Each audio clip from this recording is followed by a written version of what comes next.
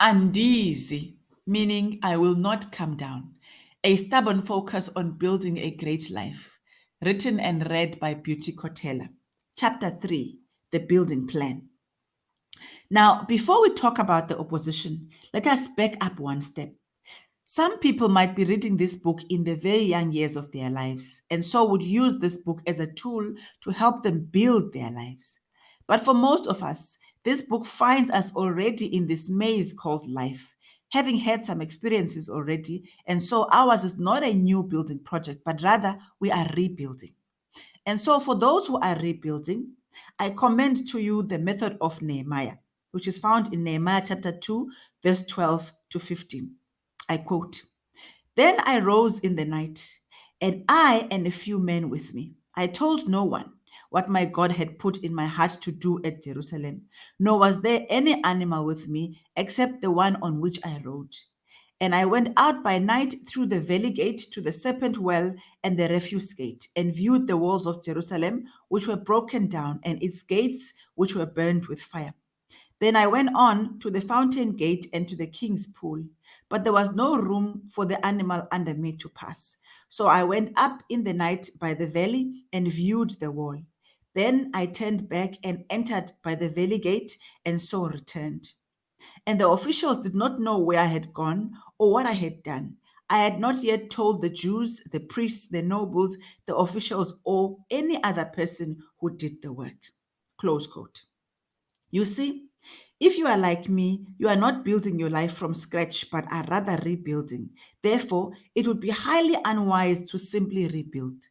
If you do so, you run the risk of repeating the same pattern and therefore the same mistakes that led to the fallen walls in the first place. Before you rebuild, it is crucial to inspect the fallen walls, to re-examine your life.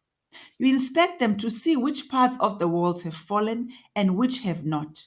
You inspect to find out what caused the walls to fall. In other words, what was the weakness in the part of the wall and how can it be fixed? For most of us, this is a really painful process and thus tempting to avoid. But if you don't go through it, you are rebuilding walls that will soon fall again.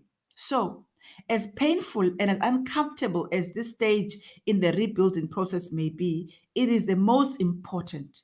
It is foundational. The fact that you need to rebuild your whole life or certain areas of it means that there are and were weaknesses in your past that led to the breakdown, and you need to identify what those weaknesses are, what caused them, and then design a plan to deal with them so that they do not threaten to bring you down again. These may have been external weaknesses. Other things that happened in your past, maybe in your upbringing or in your adult life, that led to parts of your life or your whole life not being where you want it to be. You need to examine those, not to stew over them, but to identify them, address them, and hand them over to God. Either way, you cannot afford to have them form part of this new life that you are busy building. Some of these may be internal weaknesses, other things within you, within your personal, in other words, your personal and secret battles, and things that when they come up in your spirit, they paralyze you. You can no longer afford that paralysis. In this rebuilding season, you cannot afford to have them in your foundation. Acknowledge them, address them, hand them over to God. Notice that this is a personal and private process. This is between you and God. You do not need to tell anyone about the self examination process, what you are doing, and where it has taken you. So that if there are embarrassing aspects of it, only you and God know about it. In my own experiences, there is huge healing that comes with this self reflection process. But the actual process of healing can be quite messy. That is why I am attracted to the method of Nehemiah.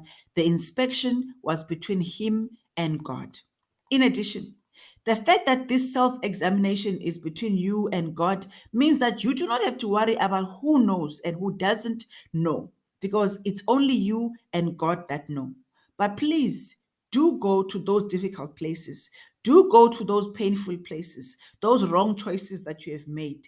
Do take the courage to go to all those places that led to the collapse of the walls of your life. Of course, It being a secret means that no one will know whether you went or not. So you can cheat and skip this part, but to do so would be unwise. Anyway, let's go back to rebuilding.